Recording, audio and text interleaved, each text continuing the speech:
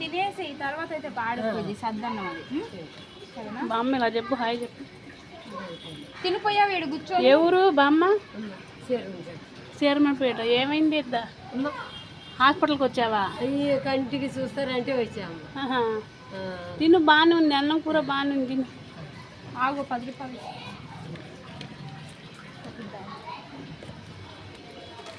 హాస్పిటల్కి వచ్చావా?